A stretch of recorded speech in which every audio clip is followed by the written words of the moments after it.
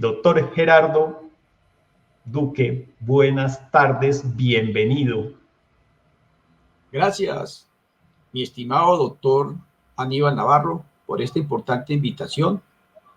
Sé que usted ha hecho un esfuerzo muy grande para llevarle a la audiencia y compartir estos conocimientos y, por supuesto, pues vamos a contar experiencias de lo que se ha tratado pues de los temas sexuales en lo que tiene que ver con el proceso judicial. Yo le he dominado a este conversatorio el arte de litigar, porque realmente litigar en delitos sexuales, precisamente lo que tiene que ver con lo que estamos haciendo el día de hoy, es precisamente lograr a través de un curso muy corto, a través de este conversatorio, pues presentarles unas técnicas específicas para la persona que se va a dedicar, sobre todo los abogados penalistas que se dediquen a manejar estos temas. Resulta de mucha importancia este conocimiento para que pueda ejercer una buena defensa técnica, dado que estos delitos sexuales representan una gran incertidumbre por lo que tiene que ver estos testimonios, que se le da credibilidad al menor de edad específicamente. Pero además, también tiene la posibilidad el abogado litigante de obtener unos buenos recursos porque son delitos que económicamente son costosos. Por eso hay que especializarse y tener unos conocimientos adecuados para poder ofrecer una defensa adecuada y técnica en este escenario del juicio penal. Nosotros como abogados tenemos que entender que el mundo académico también es importante conocerlo.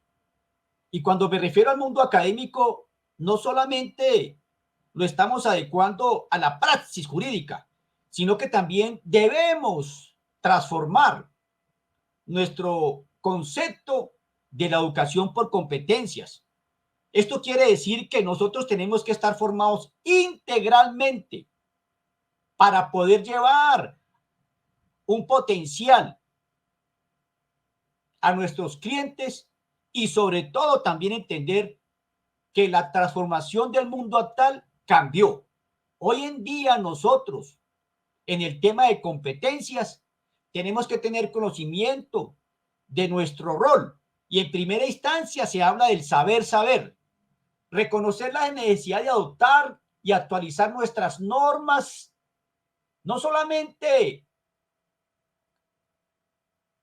local, me refiero a las políticas que se están manejando a través de la Corte Suprema de Justicia en lo que tiene que ver con las normas internas, el concepto interno, porque esa estrategia de litigio tiene que llevarnos al conocimiento pleno, entendiendo, saber nosotros expresarnos y comunicarnos en ese escenario del juicio en el derecho penal. Saber, conocer las características esenciales del arte de litigar, como uno de los retos para los abogados del futuro, acompañado, por supuesto, del conocimiento de las nuevas tecnologías como herramienta y apoyo.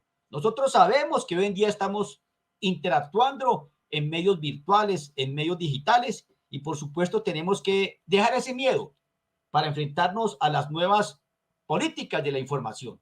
Y el saber hacer, que es precisamente poner en práctica en la mejor forma adecuada para exponer nuestra teoría del caso en las audiencias.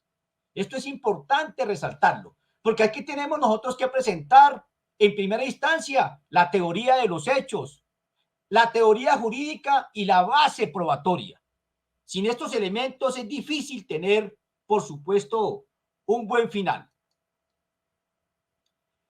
El abogado debe afrontar un juicio oral con una serie de conocimientos técnicos y herramientas digitales que podríamos equiparar a la estrategia de la guerra.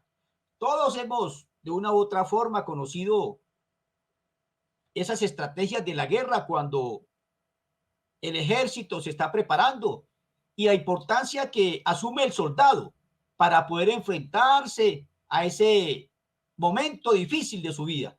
Y tiene que tener un equipo adecuado, tiene que tener una preparación. Ellos se concentran en las unidades militares y reciben por un término adecuado una preparación para poder adecuarse a esas estrategias de la guerra. Eso no se hace de manera improvisada. El abogado también tiene que tener unas herramientas de conocimiento, unas herramientas que le permitan una solvencia en ese escenario judicial. Ahí nos vamos a enfrentar a diferentes roles. Vamos a tener al fiscal como ente acusador. Vamos a tener inclusive el apoyo del Ministerio Público. En ciertos casos especiales, debemos también conocer profundamente nuestros testigos. También escuchar de manera detallada, esa escucha activa, los conceptos de los peritos, que en principio en las audiencias son elementos de suma importancia. Recordemos que en esa audiencia inicial, lo que vamos a revisar son elementos materiales probatorios. Elementos materiales probatorios que se entienden para el caso concreto. Evidencias físicas que se pueden realizar, como son las huellas, rastros de manchas, residuos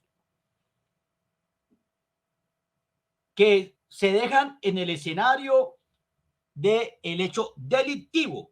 También podemos analizar ahí las armas, elementos como el dinero, o inclusive se pueden también encontrar cuerpos que científicamente son los expertos, los peritos que van a analizar estos elementos materiales probatorios que todavía no son pruebas. Tenemos que tener cuidado con esto. Las pruebas son las que se debaten en juicio oral.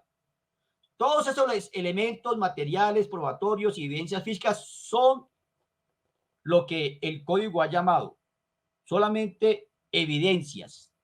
No tienen el carácter de pruebas.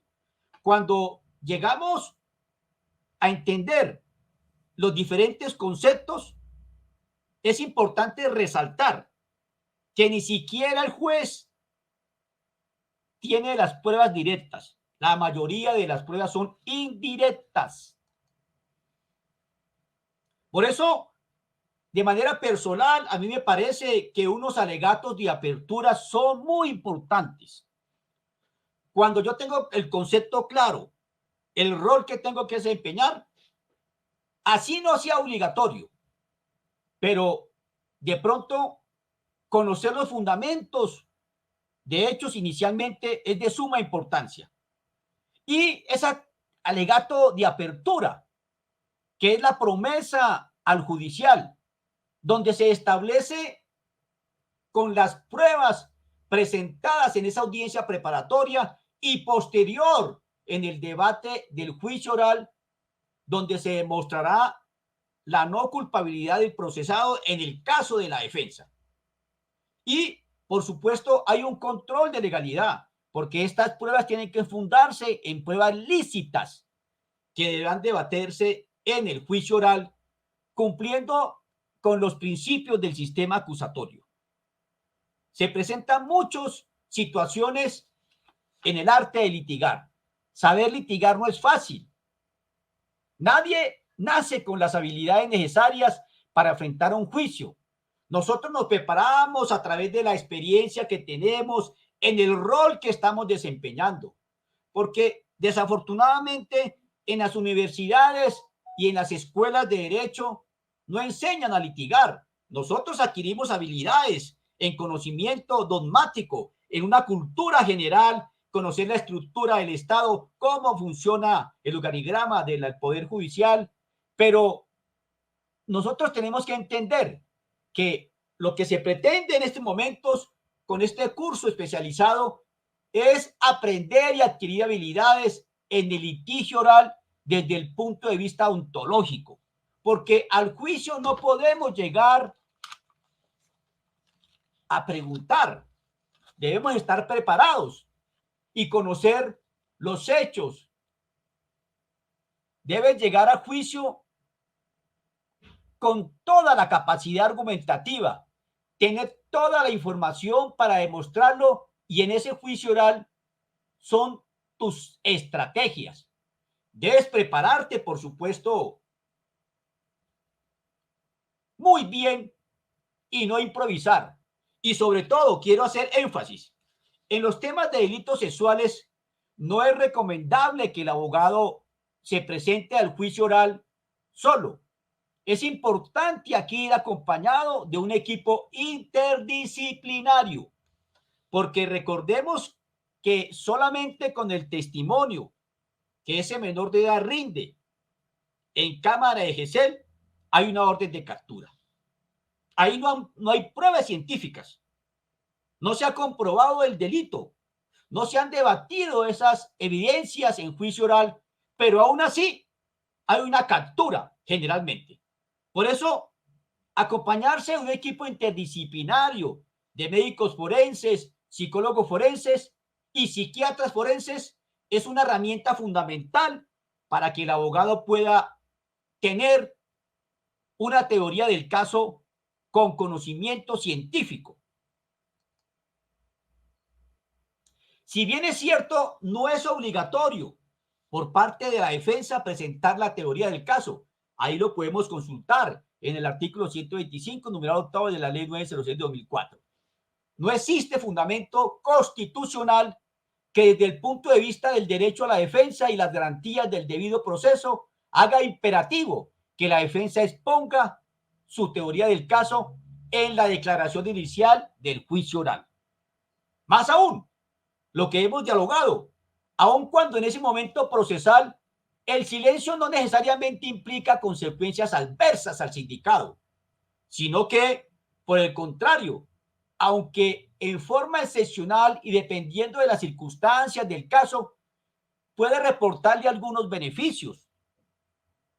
Ello, además, en nada afecta a los principios a la dignidad humana ni efectividad de los derechos, pues se mantiene inalterado el reconocimiento del sindicado como titular de derechos fundamentales en el proceso penal y la obligación del Estado de garantizar a lo largo de toda la instancia del mismo. Esto implica que ese derecho a la defensa lo tenemos nosotros arraigado en el artículo 29 constitucional y en el artículo 8 del debido proceso de la Comisión Americana de Derechos Humanos. No es obligatorio, pero me parece a mí que la teoría del caso se debe presentar a efectos de, en principio, fortalecer nuestros conocimientos, nuestros argumentos, no sin de pronto tener la responsabilidad objetiva de esa apreciación, pero sí para, me parece a mí, para darle más certeza y más credibilidad, más apoyo a esa presunción de inocencia que por supuesto tiene el procesado. Cuando tú te encuentras en la audiencia inicial, estamos hablando de la audiencia de imputación del caso ordinario. En el caso de que la fiscalía hace la debida imputación cumpliendo con los requisitos establecidos en nuestro Código Estatuto Procesal Penal, pues la defensa puede hacer lo propio, va a decir que no está de acuerdo y que él presume, por supuesto, de la inocencia del procesado, porque para él la conducta es atípica. Solo con ese argumento que la conducta es atípica, me parece a mí que se está resaltando que dentro de este proceso penal no me pueden indilgar inicialmente una responsabilidad en la primera audiencia, audiencia de imputación o audiencia de acusación, cuando ni siquiera hemos debatido las pruebas que se van a desarrollar en juicio. O sea, solamente tenemos unas evidencias físicas que la fiscalía ha recolectado. Por eso es importante señalar que no solo la fiscalía tiene la responsabilidad de recolectar esas pruebas, sino además del cumplimiento de los protocolos de cadena de custodia. Por eso la teoría del caso en la audiencia inicial, donde el abogado de la defensa solicita que en principio no se condene a su procesado porque la conducta es atípica. Y aquí hay verdaderos argumentos porque lo repetimos e insistimos. Ni siquiera el juez tiene pruebas directas. Todas las pruebas que usted en el desarrollo del proceso se analizan en los diferentes escenarios del juicio penal son indirectas. Por eso la postura de la defensa en la audiencia inicial en recalcar la presunción de inocencia y que la conducta es atípica, pues me parece a mí que puede resultar en beneficio al final de ese juicio oral. Esa estrategia legítima de la defensa.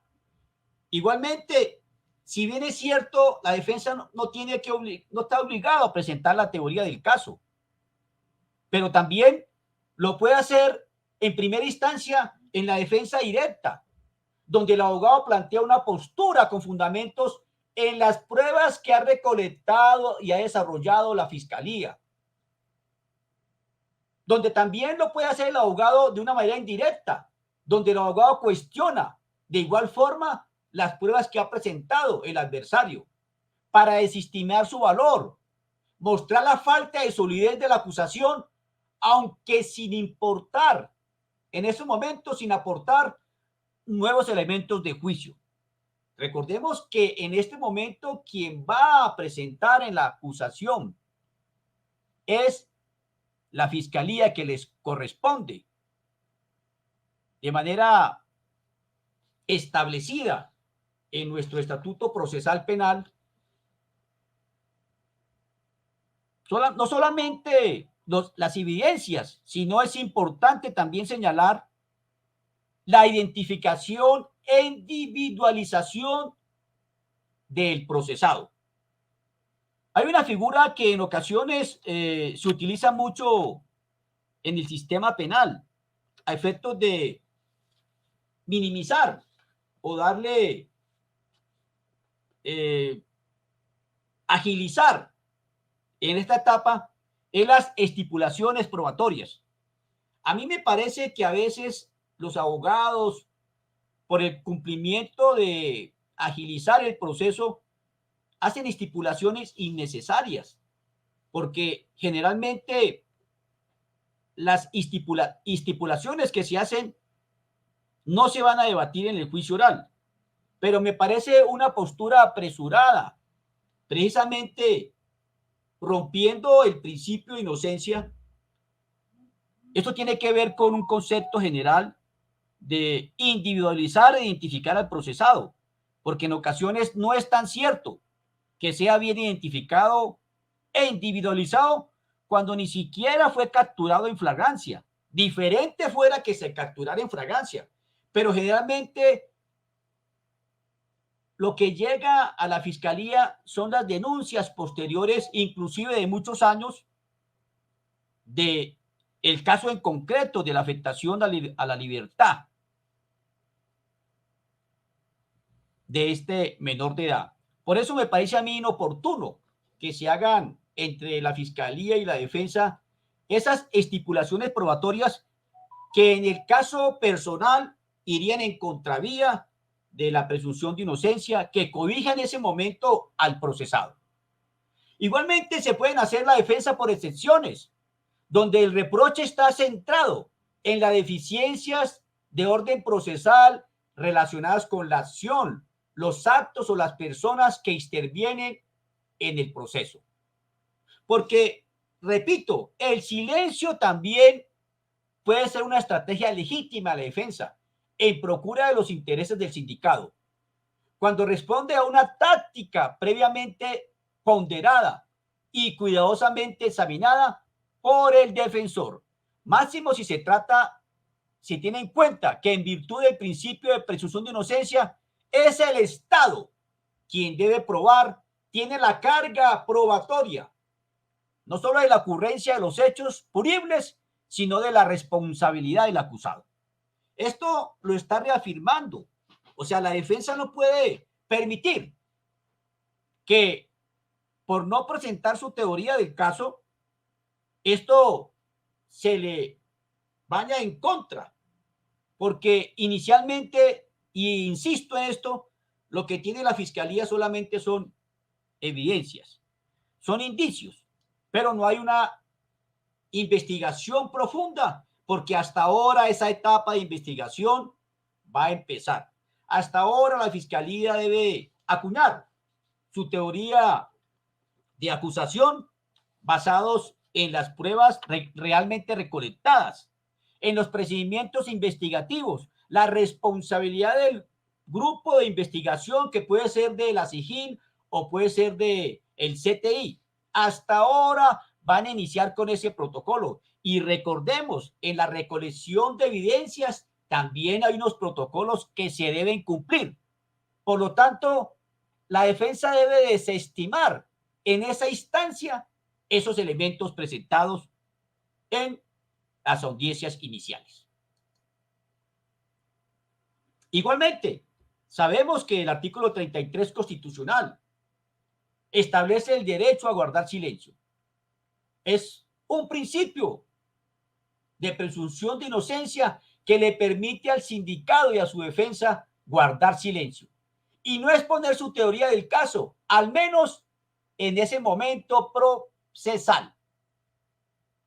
Esta facultad, lejos de ser vista como una restricción del derecho a la defensa o del debido proceso en el juicio oral, debe ser interpretada como una garantía adicional para el sindicado, que le permite conocer de antemano la hipótesis de trabajo de su contraparte y, de ser necesario, reconfigurar su postura cuando ya ha hecho expresa su hipótesis, pero luego decide replantearla, teniendo en cuenta la dinámica del proceso penal y el desarrollo probatorio durante el juicio.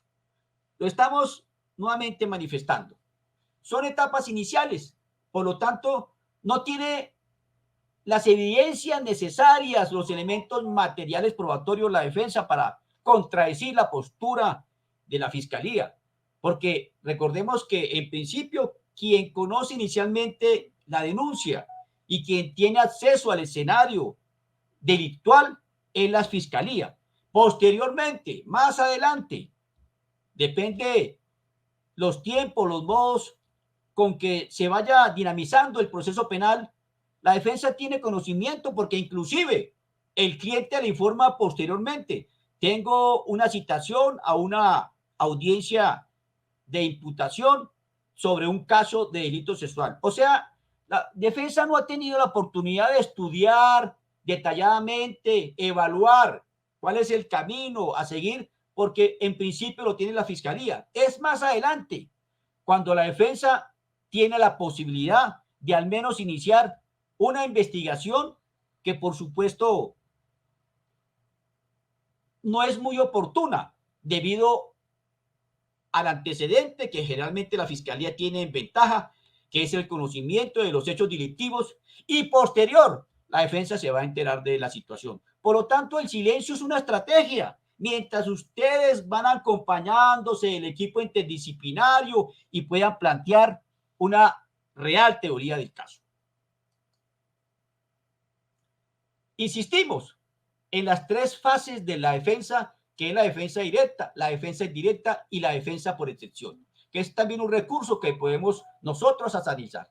Diferente es la situación de la fiscalía, que para la fiscalía sí es imprescindible, dado que una de las tareas constitucionales asignadas a la fiscalía es presentar el escrito de acusación ante el juez de conocimiento, con el fin de dar inicio a un juicio público, oral, con inmediación de las pruebas, contradictorio, concentrado y con todas las garantías necesarias. De igual forma, el ente acusador debe exponer su teoría del caso, con la cual pretenderá persuadir al juez sobre la responsabilidad del sindicado, máximo si se tiene en cuenta el rol que cumple dentro del sistema penal acusatorio. Esto lo establece el artículo 250 constitucional. Nosotros sabemos que finalmente la Fiscalía cumple el rol del Estado y es el que debe comunicarle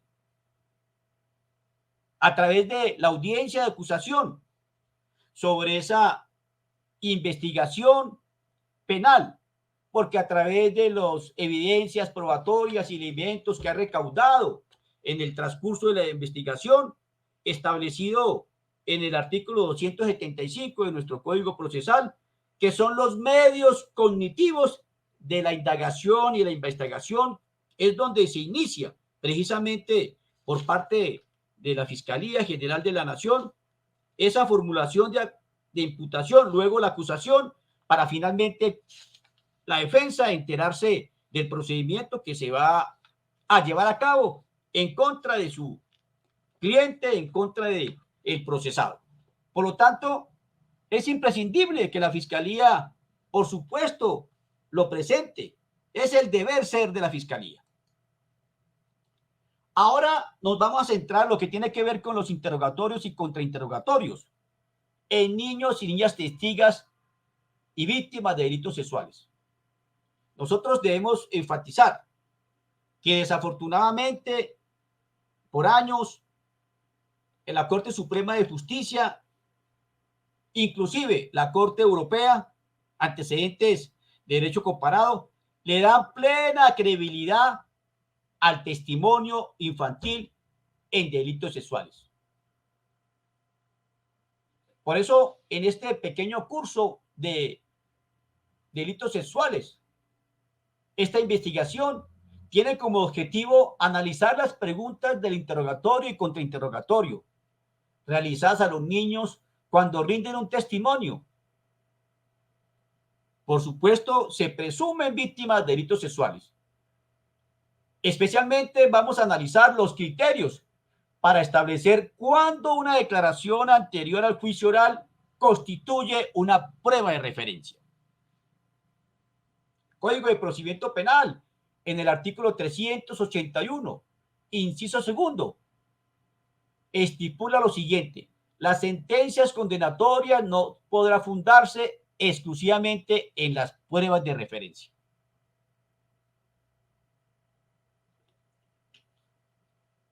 Aquí quiero señalar este artículo 381. Generalmente, por la experiencia que nos lleva a concluir que en los delitos sexuales no se presentan generalmente pruebas directas. Siempre se hacen a través de las pruebas de referencia.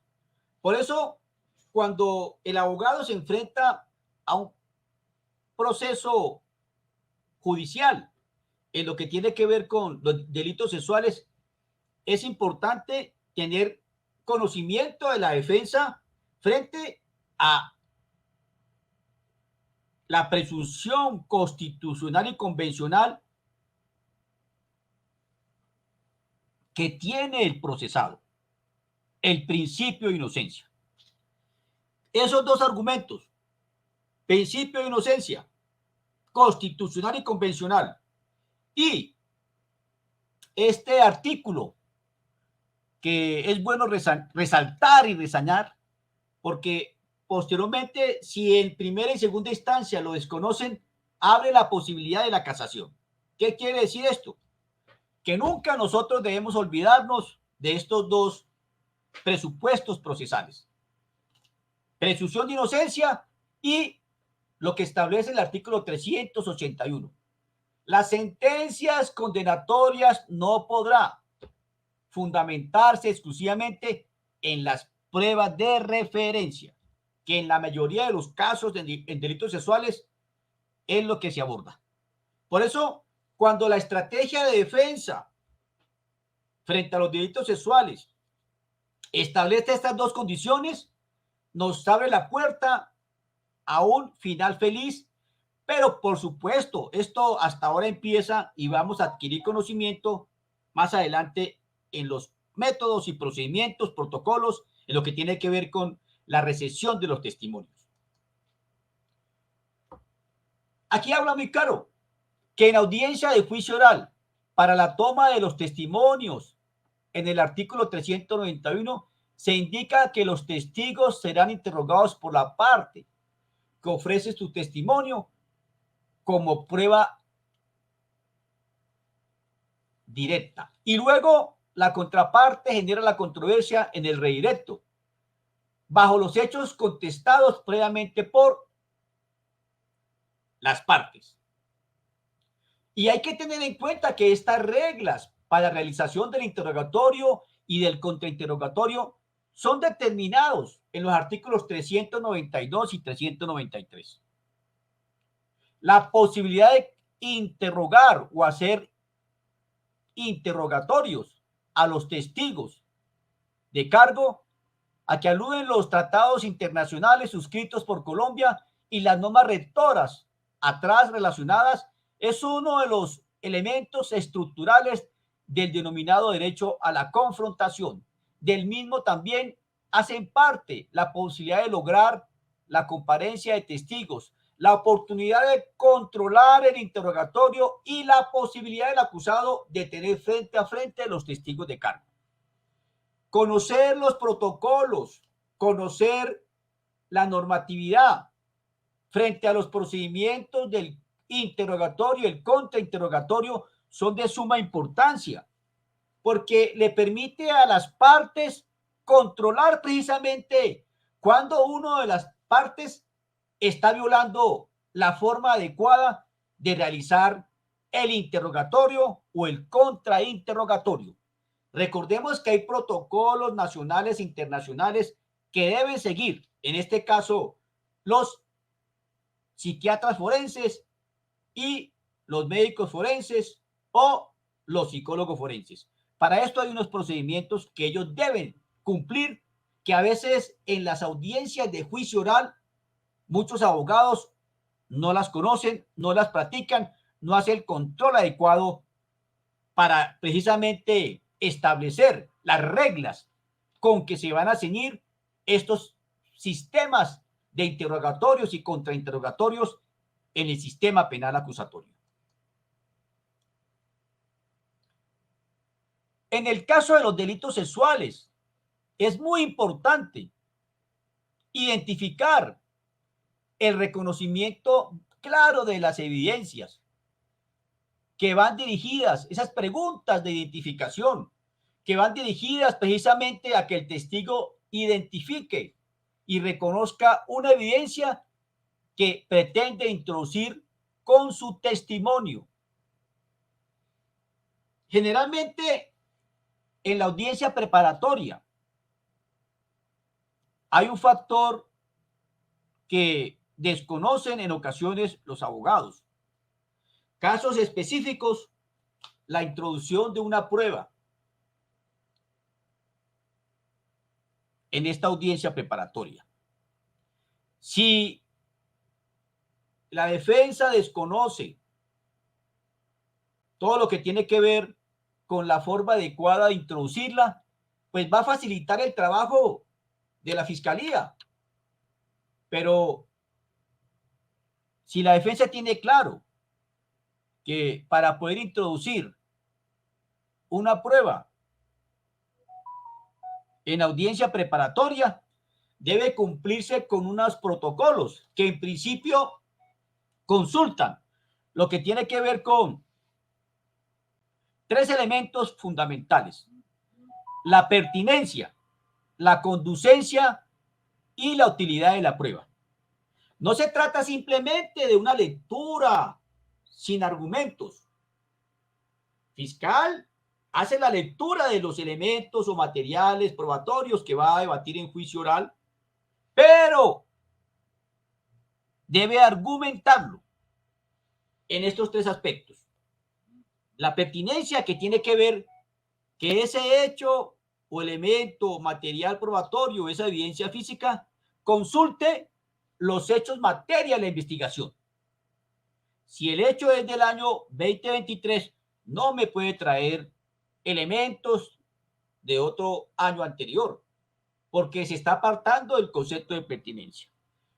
Tema de conducencia, que implica que esa prueba presentada en el juicio oral está establecida en nuestro Código de Procedimiento Penal para hacer la respectiva investigación. Igualmente, lo que tiene que ver con la utilidad de la prueba, que va a servir para que el judicial haga más probable o menos probable esas teorías presentadas por las partes. Si estos tres elementos la fiscalía no los sabe argumentar, esa prueba es inadmisible, porque está violando precisamente ese principio de legalidad para poder fundamentar y que sea debatida en ese juicio oral. También debe tener en cuenta la presentación del testigo e ilustrar al juez quién es el testigo, que se llama la acreditación del testigo. Esto implica quien vaya a rendir un testimonio como perito debe tener la experiencia que lo da precisamente el experticio, el tiempo que lleva ese perito trabajando en medicina legal, trabajando, conceptuando a empresas del Estado, a empresas privadas, y lo que tiene que ver con la idoneidad, lo que tiene que ver con la idoneidad, que implica los títulos, los diplomados, las especializaciones que este profesional ha realizado finalmente para que cumpla ese rol. No es lo mismo una persona que no tiene experiencia en ofrecer dictámenes periciales en los juicios orales que una persona que hasta ahora llega y es su primera actuación en la presentación de una pericia. La acreditación del testigo es de suma importancia para darle precisamente credibilidad a su actuación.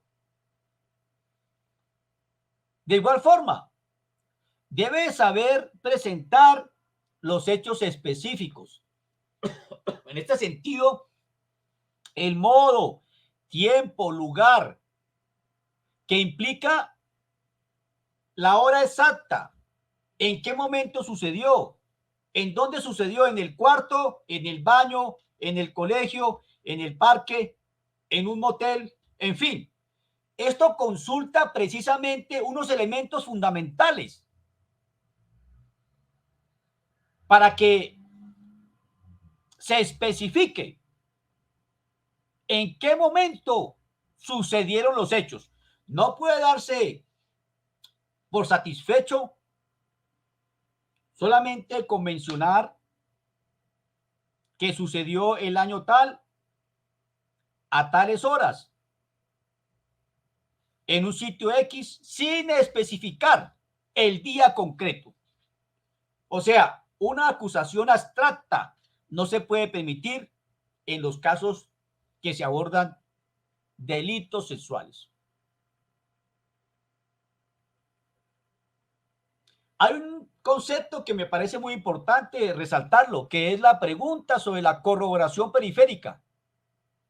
Cuando en un delito sexual la fiscalía adolece de estos conceptos específicos de la identificación, el reconocimiento de la evidencia, el lugar de los hechos, modo, tiempo, lugar, es importante que la defensa haga un trabajo en lo que tiene que ver con la corroboración periférica, que no es otra cosa distinta que abordarlo desde el punto de vista más creíble.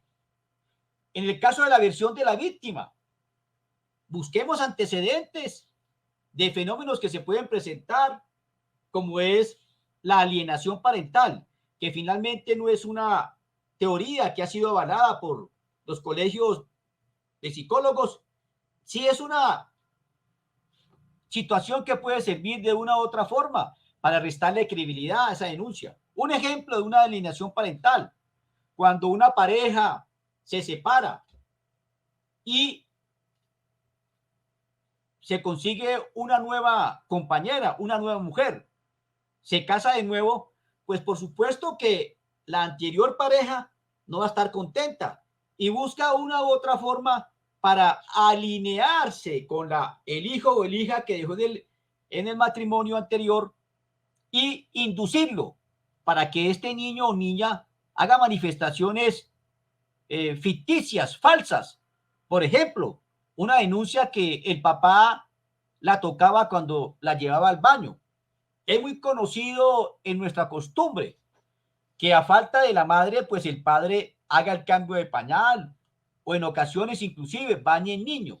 Estos hechos que sucedieron mucho tiempo atrás pueden sacarse más adelante como una venganza por parte del padre alineado en contra de la víctima, con el fin de hacer denuncias falsas, cambio de pañal, tocamientos cuando lo bañaba, o inclusive se pueden presentar situaciones más concurrentes en el sentido de que ese padre empieza a hablarle mal, padre o madre a hablarle mal al menor en diferentes situaciones, porque el padre las abandonó y se ha conseguido otra mujer y empieza a ofrecerle diferentes estímulos para lograr que finalmente este niño haga una manifestación alineándose con el padre que está ofendido por la ruptura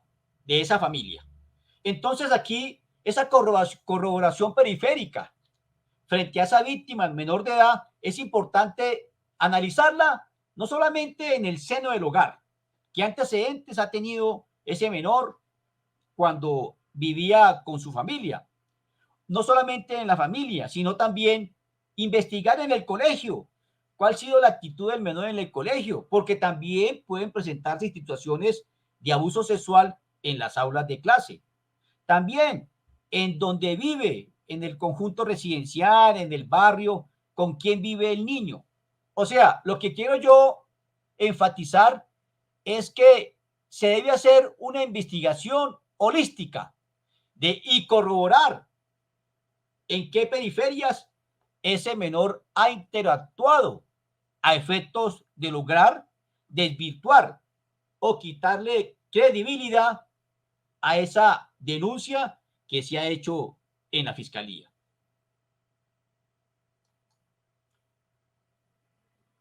La prueba pericial.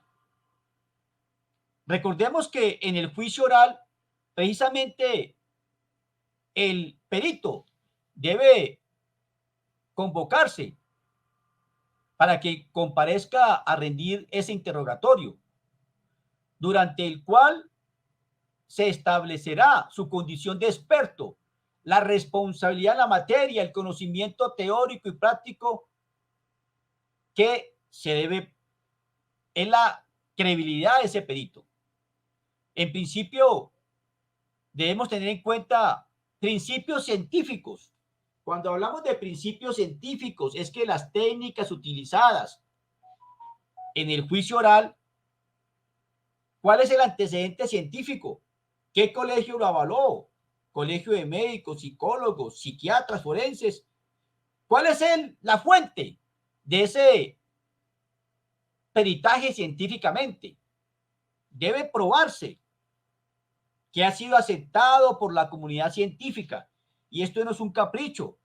Tiene que precisamente certificarse por la entidad que avala estos procedimientos. No solamente avalar, sino también tener en cuenta los métodos empleados, el análisis de esos casos y, sobre todo, cuáles son los protocolos que se deben seguir o cuáles protocolos utilizó él en las técnicas de orientación frente si es de probabilidad o de certeza. Aquí lo podemos nosotros buscar, estudiar más a fondo en el artículo 417 del Código de Procedimiento Penal. O sea, el perito no trabaja como rueda suelta. Un dictamen pericial debe tener soporte científico, debe tener soporte de la aceptación de la comunidad científica, debe tener soporte en los métodos empleados en la investigación, que nos permita a nosotros señalar que ese peritaje tiene una técnica de orientación solamente de probabilidad o de certeza. Porque el concepto de orientación, el concepto de probabilidad o de certeza son totalmente diferentes, que nos permite a nosotros hacer una defensa estratégica. Los testimonios. ¿Cómo son las reglas testimoniales con menores de edad? En principio, todos hemos escuchado que generalmente toda prueba debe versar sobre hechos específicos y el juez va a prohibir preguntas sugestivas, capciosas y confusas. O sea, nosotros, en caso de que el juez no lo perciba, ahí nosotros es donde vamos a hacer las respectivas objeciones. Preguntas sugestivas que hacen referencia a toda pregunta que por su forma y estructura sugiere al interrogado la respuesta. Asimismo, en el interrogatorio no pueden realizarse preguntas que sugieran las respuestas, porque lo que se pretende es que el testigo declare abiertamente sobre los hechos. Esto lo puede usted consultar también en el artículo 391 y 392 del Código de Procedimiento Penal. Preguntas confusas. Toda pregunta que no precise el contenido de la información, que es incomprensible o distrae o confunde al testigo. También hay que tener en cuenta estos aspectos que sin duda resultan importantes en esta situación. También lo pueden consultar artículo 391 y 392. Igualmente, preguntas prohibidas o inadecuadas. En primera instancia tenemos las preguntas impertinentes o inconducentes, que es la que no tiene relación con los hechos debatidos en juicio. Ya lo habíamos manifestado, que tiene que ver con la pertinencia. Pregunta conclusiva. Pretende provocar en el testigo una respuesta que corrobore la conclusión que se formula con la pregunta sobre los hechos que se investigan. Igualmente, preguntas compuestas. Abarca dos o más temas a la vez y crea confusión sobre cuál de los aspectos es el cuestionado. Igualmente, preguntas especulativas. Es aquella pregunta cuyo contenido no tiene soporte en los hechos que se investigan, ni en las pruebas producidas, y conduce al testigo a que haga hipótesis o adivine, sin un soporte sobre lo que se percibió a través de sus sentidos. Todas estas preguntas prohibidas, inadecuadas, es donde nosotros debemos aprovechar la oportunidad para hacer la respectiva objeción frente al juzgador. Por supuesto, en la medida de que nosotros hagamos una buena actuación frente al control del interrogatorio, pues nos va a facilitar construir nuestra teoría del caso basado en la falta de credibilidad del testigo. Preguntas sobre hechos específicos. Aquí nuevamente nosotros retomamos que esos objetos, lugares personales o otras asociadas al conocimiento biológico, sexual, así como la constante solicitud de explicaciones de las razones por las cuales suceden incidentes en la vida del niño, que aunque pueda ser explicadas desde su perspectiva, están asociadas con acciones de terceras personas. ¿Qué quiere decir esto? Que generalmente los niños son inducidos por terceras personas el lenguaje sexual de un menor de edad no es tan desarrollado. Por eso, cuando abordamos hechos específicos en lo que tiene que ver con el interrogatorio a menores de edad, el criterio de verdad, esta teoría del criterio de verdad es importante que ustedes la conozcan, que no es otra cosa distinta que analizar cómo el testigo realiza su interrogatorio, da unas respuestas cronológicas, da unas respuestas acertadas y no es un menor de edad que de pronto titubea o no se expresa en un lenguaje adecuado, es porque este muchacho o este niño ha sido inducido por una tercera persona. Entonces, es importante este primer punto, identificar bien qué problemas pudo haber tenido este menor de edad en tema biológico, en lo que tiene que ver con las relaciones sexuales. Si anteriormente, en una situación posterior o anterior, eventos que se presentaron en la vida del niño, es importante resaltarlos a efectos de conocer holísticamente lo que habíamos hablado de la corroboración periférica. Entonces, cuando se preguntan sobre hechos específicos, también se pueden presentar preguntas compuestas que abarcan dos o más temas a la vez, que crea confusión sobre la cual los aspectos del cuestionado. Preguntas repetitivas se presentan mucho en los oficios orales, que se constantemente al testigo se le presentan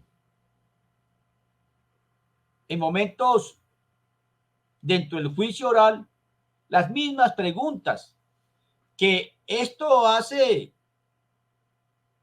énfasis en ratificar que el menor de edad en ese testimonio, en el juicio, lo reitera.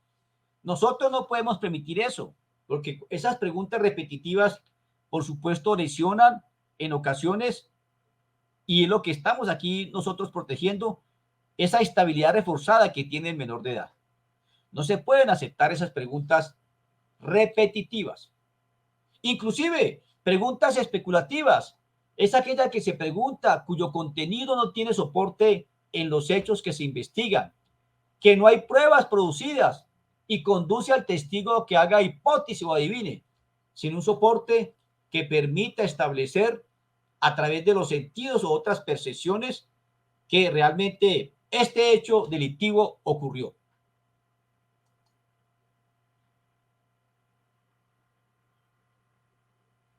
Aquí hablamos de hechos específicos, el modo, tiempo y lugar, para que se pueda establecer las características propias de los lugares donde sucedió el hecho, las personas que intervinieron, qué otras personas pudieron darse cuenta de estos eventos, o en el tema de las colegios o aulas educativas, que el escenario donde se desenvuelve ese menor de edad no es tan fácil que se produzca un hecho delictivo, sobre todo una violación sexual, porque están acompañados de otros compañeros, pero se presentan en ocasiones denuncias infundadas contra profesores por venganza, que son profesores estrictos o son profesores que hacen cumplir las normas de convivencia en ese escenario estudiantil, y a veces los menores de edad, para vengarse del profesor, inventan fantasías, que es lo que más adelante vamos a ver en un caso específico que estoy conociendo.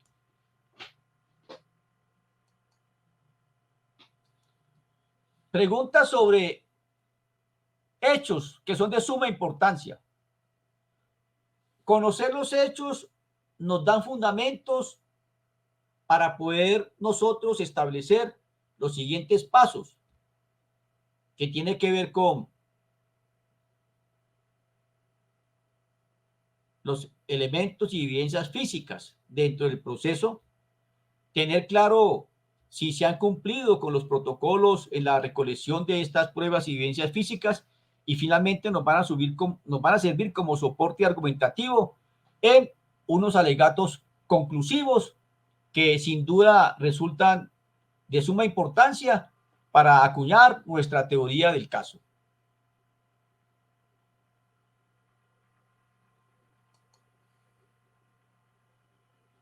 Los criterios para establecer lo que tiene que ver con la prueba de referencia. O sea, es el debate principal en este conversatorio, que se pone en evidencia la dificultad que suele presentarse en la práctica para diferenciar cuándo una declaración anterior al juicio oral constituye o no prueba de referencia. Que para la solución de este asunto es necesario hacer algunas precisiones sobre cómo debe entenderse por la prueba de referencia a partir de los conceptos desarrollados por la corporación, me refiero a la Corte Suprema de Justicia, y que hace muchos años se ha debatido este tema, que es el derecho a la confrontación como aspecto central en el análisis de la prueba de referencia. El concepto de prueba de referencia según el desarrollo legal y jurisprudencial, y por supuesto esas declaraciones anteriores a juicio oral, cómo se deben presentar. El derecho a la confrontación como aspecto central en el análisis de la prueba de referencia. La posibilidad de utilizar declaraciones anteriores a juicio oral como medio de prueba generalmente implica la afectación del derecho a la confrontación del testigo. ¿Por qué se habla de la confrontación? Porque generalmente la prueba de referencia se hace sin la presencia del defensor. O sea, el defensor no conoce que se realizó ese interrogatorio al menor de edad en la Cámara de Gesell. Usted se va a dar cuenta de eso en la audiencia de acusación, cuando le presentan los elementos materiales, probatorios y evidencias físicas. Y dentro de ese paquete que le entrega a usted la fiscalía, ahí debe allegarse en medio magnético o digital ese examen o interrogatorio que se hizo en la Cámara de Gesell al menor de edad.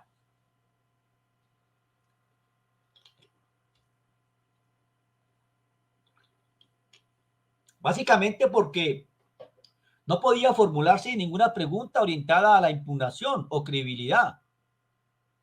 Aquí no hay conocimiento por parte de la defensa. ¿Cómo puede impugnar ese examen que se le hizo en principio al menor de edad, víctima de ese delito sexual? Tampoco va a tener control sobre las preguntas formuladas por parte del profesional de comisario familia, defensor de familia, psicólogo forense. Ahí no hay un control por parte de la defensa. Simplemente se hace la Cámara de Gesell porque conoció el hecho, y como acto urgente, pues se hace ese interrogatorio de manera anticipada como prueba de referencia a efectos de llevarlo al juicio oral. Entonces, no tiene conocimiento de cuál fue la técnica que se utilizó en ese momento.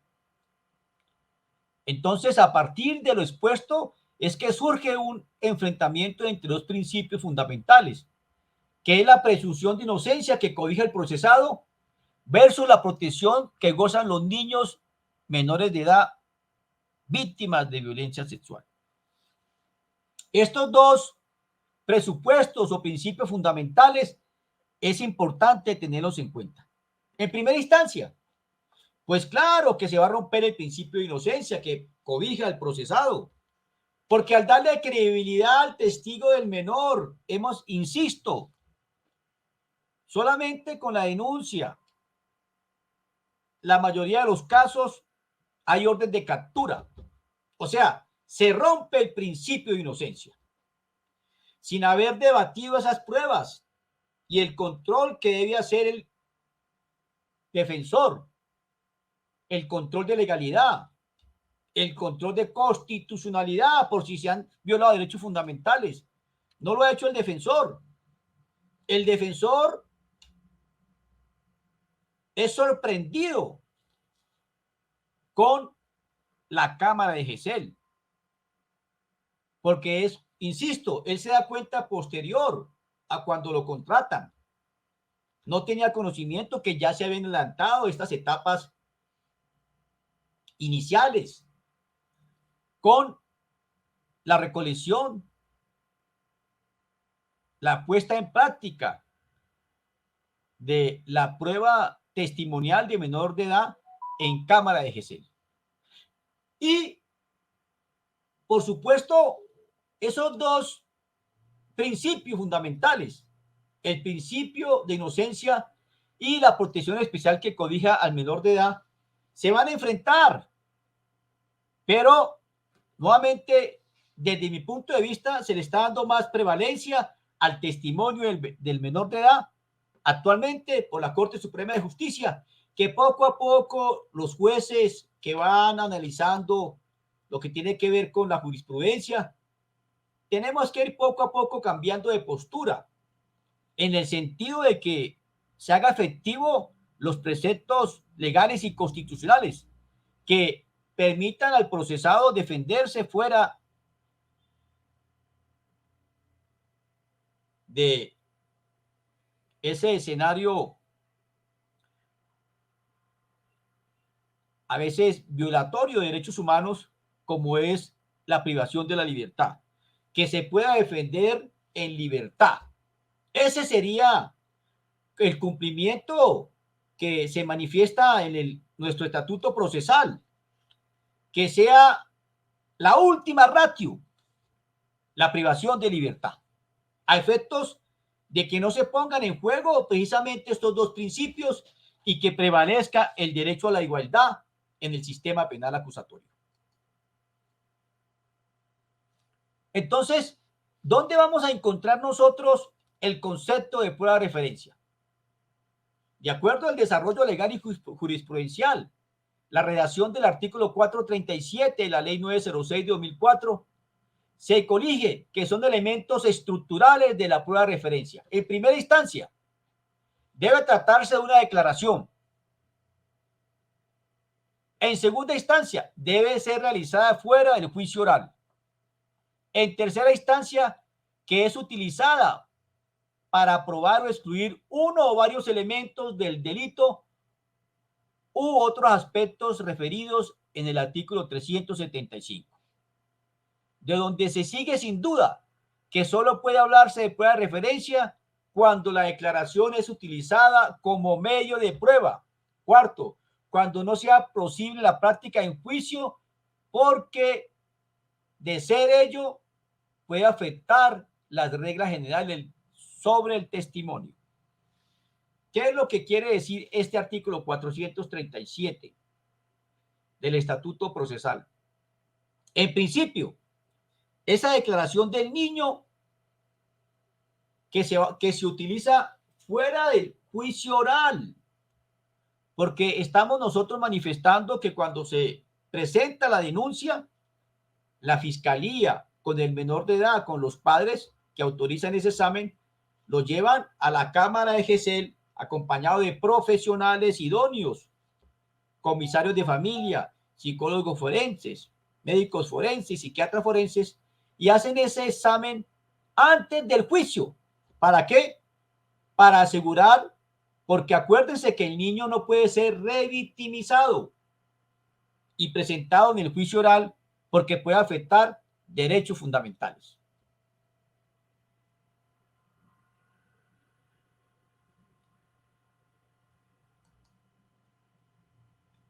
¿Cuáles son las reglas de admisibilidad del documento cuando contiene declaraciones anteriores al juicio oral? La utilización de documentos que contienen declaraciones ya había sido analizado en diferentes sentencias en el contexto de la prueba pericial. En un caso donde la fiscalía solicitó introducir como prueba los informes preparados por el médico legista, bajo el argumento que se trata de documentos, la sala aclaró, basada en su propio precedente, que el informe pericial contiene declaraciones anteriores del perito y que, en consecuencia, la versión de este debe someterse a las reglas generales de la prueba pericial, a lo que se le aplican en lo que tiene que ver con las normas sobre el testimonio establecidos en el artículo 475 de la ley 906. ¿Qué quiere decir esto? Toda prueba que se practique antes del juicio oral o prueba anticipada debe ser autenticada por el perito quien rindió ese informe. Esto implica que si esa prueba no es analizada con presencia del perito dentro de ese juicio oral, debe ser rechazada. En tal sentido, es importante que ustedes investiguen lo que tiene que ver con el radicado 3214, Corte Suprema de Justicia de septiembre de 2008, a efecto que hagan su respectiva investigación. Los pasos que deben presentar para incorporar prueba de referencia ante la actuación del juez de conocimiento.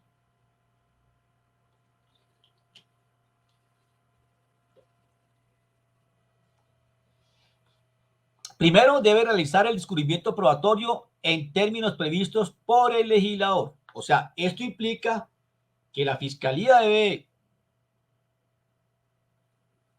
en audiencia preparatoria, debe hacer la respectiva solicitud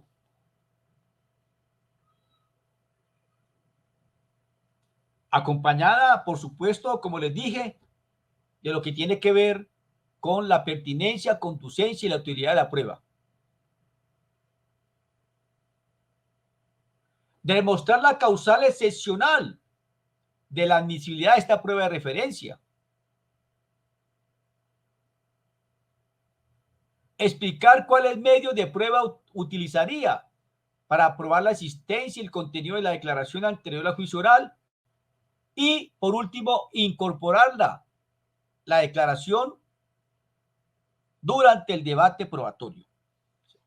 Debe solicitar el fiscal ajustados a los conceptos de pertinencia, conducencia y la utilidad de la prueba, y posteriormente incorporarla en el debate del juicio oral. Aquí es importante tener en cuenta lo que tiene que ver con el artículo 206A, que para el conocimiento de todos es la fuente, es el requisito que se debe cumplir a efectos de no incumplir por parte de la Fiscalía lo que tiene que ver con el respeto de los derechos fundamentales, niños y niñas adolescentes que son víctimas de los delitos sexuales. Aquí este artículo 206A establece muy claramente que, sin perjuicio del procedimiento establecido del artículo 92 al 200 de la ley 1098/2006, por el cual se expide el Código de la Infancia y Adolescencia, cuando la víctima, dentro de un proceso por delitos tipificados en lo que tiene que ver con los delitos sexuales, que sea una persona menor de edad, será llevado a cabo una entrevista grabada o fijada por cualquier medio audiovisual o técnico. Ojo, ese procedimiento en la cámara de GESEL tiene que tener el audio, el video, en medio magnético. Esa entrevista forense tiene que cumplir por un procedimiento. Primero, debe ser realizado por personal del Cuerpo Técnico de Investigación de la Fiscalía General de la Nación, entrenado para esa entrevista forense de niños y niñas adolescentes. Previa revisión del cuestionario por parte del defensor de familia. Yo pregunto, ¿alguna vez un abogado le ha hecho la pregunta a esos peritos, la misma fiscalía? ¿Cuál fue el protocolo que ellos hicieron? ¿Realmente ese cuestionario sí tiene un control? Porque hay dos entidades competentes para poder realizar estas entrevistas forenses.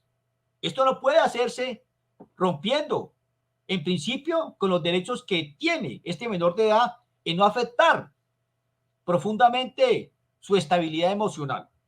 Tiene que ser por personas entrenadas en esta clase de pruebas que no vayan a producir un efecto negativo al menor de edad. Esa entrevista forense debe llevarse a cabo en un sitio adecuado, un espacio físico acondicionado, con los implementos adecuados y de acuerdo a la etapa evolutiva del menor de edad. Además, se le exige que el personal entrenado en entrevistas forenses debe presentar un informe detallado de la entrevista, cómo fue el procedimiento, qué protocolo se utilizó. Entonces, me parece que conocer, estudiar, analizar los protocolos establecidos en el artículo 206A de nuestro Estatuto Procesal resulta de suma importancia a efectos de una estrategia de defensa adecuada.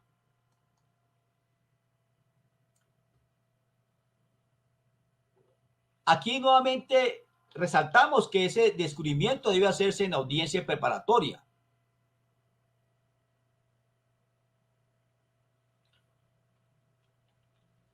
Debe tenerse especial cuidado en descubrir tanto la declaración anterior al juicio oral que se pretende introducir como la prueba al menor que lo ha dispuesto el artículo 437 en los términos establecidos para realizar la correspondiente forma de presentarlo, decretado por el juez y cómo se va a introducir al juicio oral. Aquí también explicamos sobre la pertinencia, que es el requisito esencial sobre esa solicitud de prueba. La parte que pretende introducir para que se decrete esa prueba debe ser expresado antes, aquí dan ejemplos. Una persona que se encuentra en un hospital, que está en un tratamiento delicado, aquí también se puede practicar esa prueba anticipada o prueba de referencia, a efecto que la persona no puede llegar a juicio oral porque ha fallecido. La persona secuestrada también, son casos donde se permite, en el secuestro, en la desaparición forzada, que permite que esa declaración se pueda demostrar la existencia y el contenido a través de un documento, de un testimonio o de un dictamen pericial. Debe cumplir con los requisitos generales y específicos admisibles frente a estos medios de prueba. También se refiere a los hechos de la acusación que no requieren prueba, de acuerdo con las reglas de pertinencia, conducencia y utilidad de la prueba, establecidas, por supuesto, en el artículo 376, que establece que toda prueba pertinente es admisible, salvo en los eventos consagrados en sus tres literales. En materia de prueba de referencia debe tenerse especial cuidado en el descubrir tanto la declaración anterior al juicio oral que se pretende introducción como prueba o al tenor de lo establecido en los artículos 437 igualmente. Que exista peligro de causar grave perjuicio indebido, probabilidad de que genere confusión en lugar de mayor claridad en el asunto, se debe, por supuesto, tener o exhibir escaso valor probatorio y que sea injustamente dilatorio del procedimiento. O sea, deben cumplirse con unos protocolos que no se presenten estas pruebas de referencia para dilatar el procedimiento o inclusive en caso de darle más valor probatorio a nuestra teoría que se va a presentar en ese juicio oral. Aquí se da un poco de aclaración sobre las disposiciones que deben tener los niños y niños adolescentes en los testimonios cuando son víctimas de delitos contra la libertad, integridad y formación sexual. Que la causal de aceptación de la prueba de referencia prevista en el numeral tercero de la ley 1652 de 2013 está supeditada a la verificación de que la víctima sea menor de 18 años y se trate de un delito contra la integridad, libertad y formación sexual. ¿Qué quiere decir esto? Que no en todos los delitos se permite esa prueba de referencia. Aquí lo está diciendo específicamente en los delitos sexuales contra menores de 18 años. Y que en la etapa de investigación, el niño y niña adolescente víctima de estos delitos contra la libertad, integridad y formación sexual, tipificados, por supuesto, en el Código Penal, al igual que en los artículos 138 y 139, 141 y 188A del mismo código, será entrevistado preferiblemente por una sola vez. No se puede revictimizar a este menor de edad, someterlo a diferentes entrevistas, no solamente en cámara de GESEL, lo citan al juicio oral en ocasiones a sabiendas de que tanto los protocolos nacionales e internacionales están prohibiendo la revictimación de este menor de edad en el juicio oral. O sea, se puede oponer el defensor o el rol que usted cumple, se puede oponer a que sea nuevamente llevado a juicio oral, de acuerdo a estos protocolos internacionales.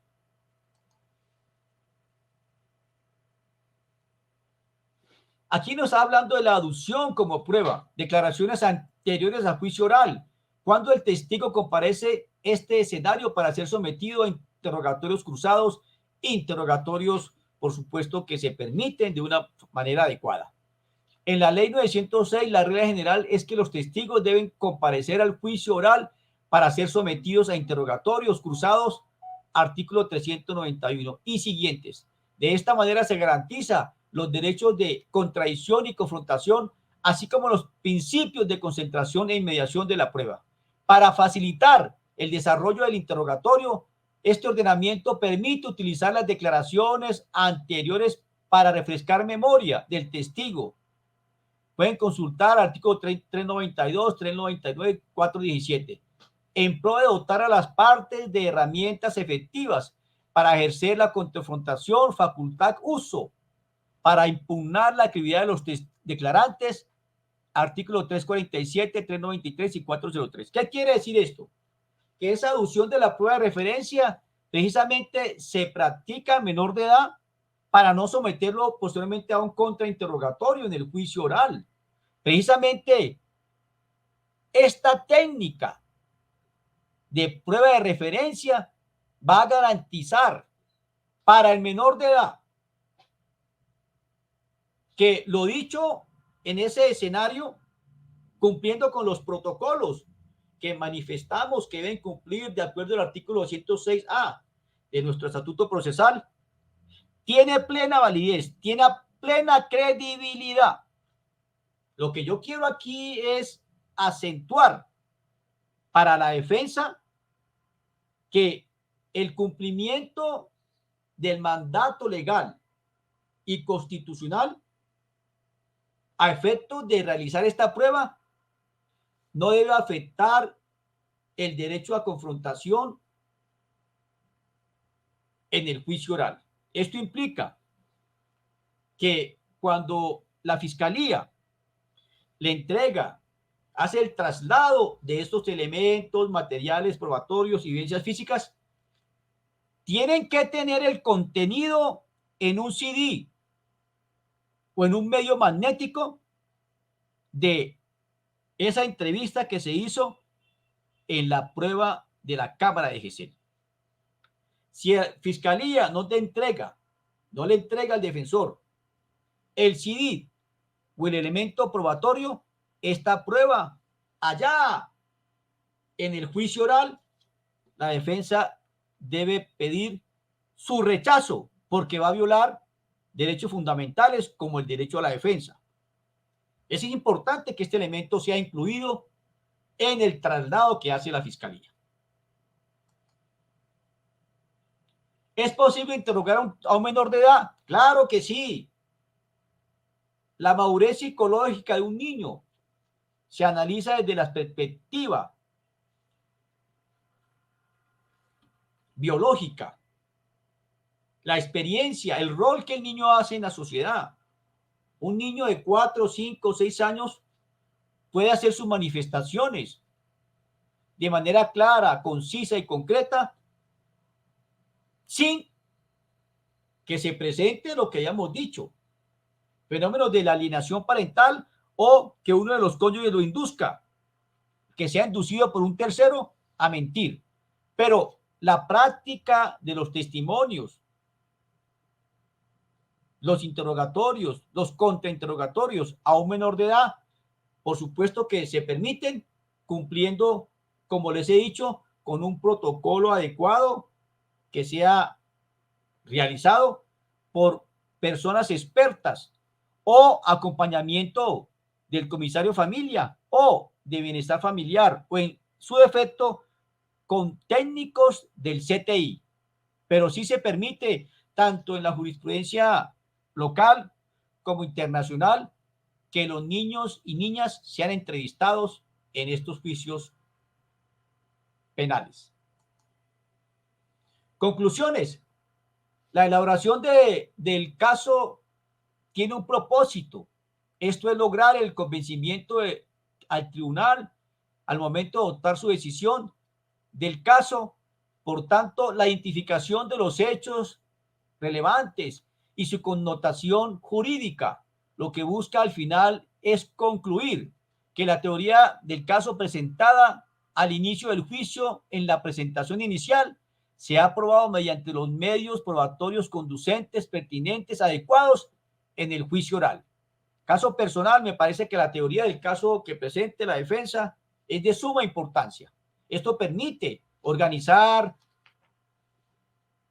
cronológicamente, ordenadamente, las posteriores etapas que nos van a llevar a un resultado eficaz. Todo esto procedimiento desde ir acompañado de un equipo interdisciplinario, dependiendo del caso, como peritos expertos, médicos forenses, psiquiatras forenses, psicólogos forenses, en fin, un grupo que permita abordar las pruebas con herramientas científicas. Esto tiene que ser indispensable.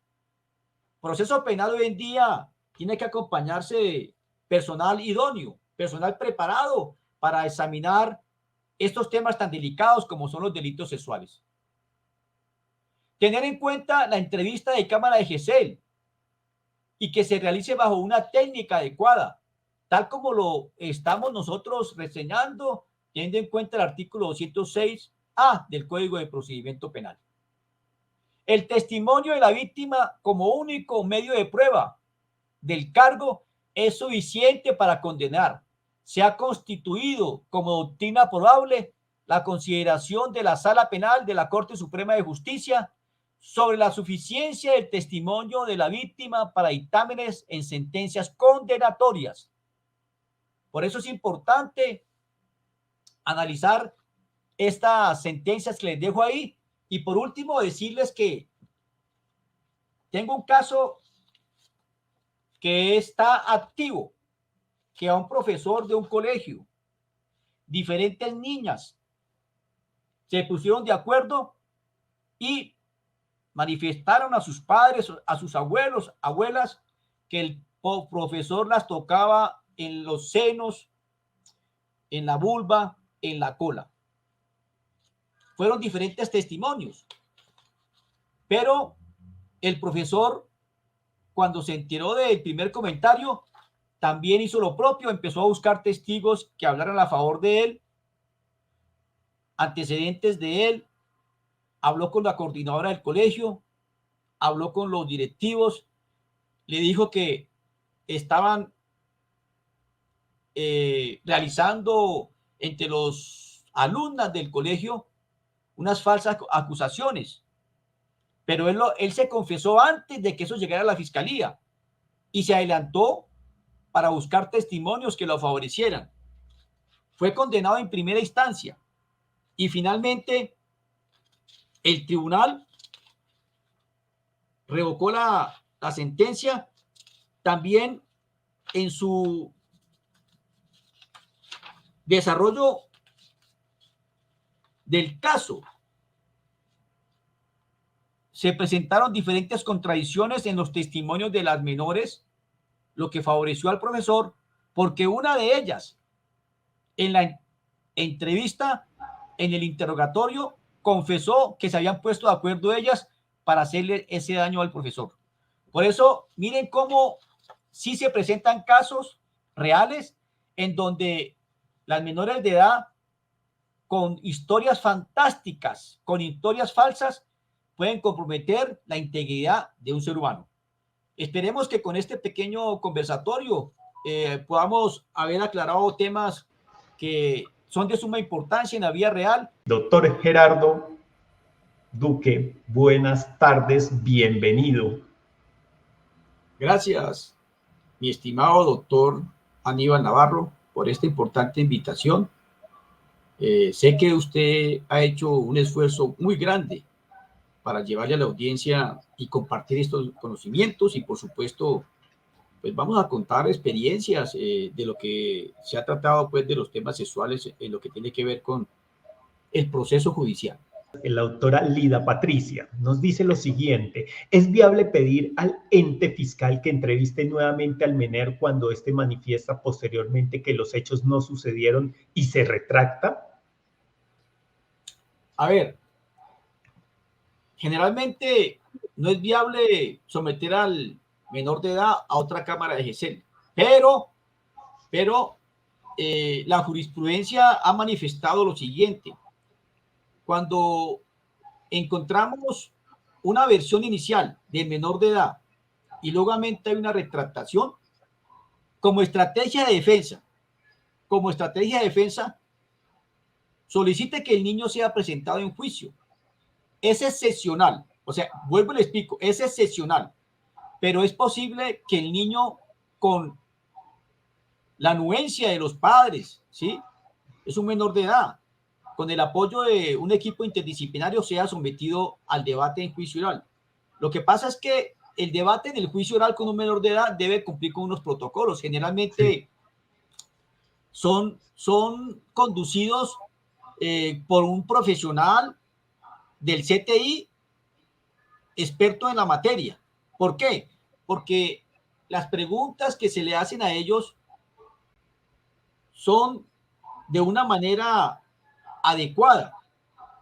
En principio, los protocolos nacionales e internacionales prohíben revictimizar al menor de edad, pero yo les cuento por conocimiento de causa que hemos llevado a niños a declaración en el juicio oral. Recordemos que aquí lo que se está en juego es la libertad de la persona. Entonces, por eso yo al principio les puse de presente los derechos fundamentales que ahí se contraponen. Una cosa es el derecho del principio de inocencia, derecho fundamental que él tiene procesado, y otra es esa estabilidad reforzada que tiene el menor de edad. Pero cuando yo le digo al fiscal, en el testimonio que el niño rindió inicialmente en cámara de GESEL, pero hoy me he enterado de que el niño se ha retractado a efectos de no condenar a un inocente, solicito que el niño sea sometido a una entrevista cumpliendo con todos los protocolos en juicio oral. Es posible que se dé el caso siempre y cuando se pongan de acuerdo. Recordemos que hoy en día la fiscalía y la defensa se pueden sentar. El sistema acusatorio permite hoy en día que la fiscalía y la defensa acuerden temas que son de suma importancia a efectos de no condenar a un inocente. Pero sí es factible que se presente en juicio oral. Excelente. Mire que aquí hay una pregunta que es para los dos. La entrevista del menor de presunta víctima puede ser más o menos controlada por la defensa, ya que queda grabada. Pero ¿qué decir de la entrevista que hacen los médicos que cumplen la revisión previa, que es la anamnesis o es parte del acto médico. Doctor Plaza, en ese asunto, de hecho lo criticábamos al inicio, y hay una parte oculta, que es qué tipo de preguntas se hacen. Y todos los que estamos aquí sabemos que las preguntas enfocadas pueden tomar dos caminos. Uno, llevar a que una persona termine aceptando o dando a entender una situación. Y esto a veces lo vemos, aquí hay unos amigos periodistas que han asistido y uno sabe que a través de las preguntas puede llevar a una persona a ponerle en una situación bastante difícil o sacarlo de esa situación, ¿cierto? Lo que usted dice, doctor Duque, con respecto a cómo entrevistar a los menores, claro, está la revictimización que no se debe dar, pero sí hay una manera adecuada que está avalada internacionalmente y que debe ser guiada por especialistas en psicología forense, qué tipo de preguntas y cómo se realizan. Tienen un entrenamiento técnico porque no se puede agredir o revictimizar a una persona, ¿cierto? Pero lo más importante, la mejor intervención es la que se hace al inicio bien hecha.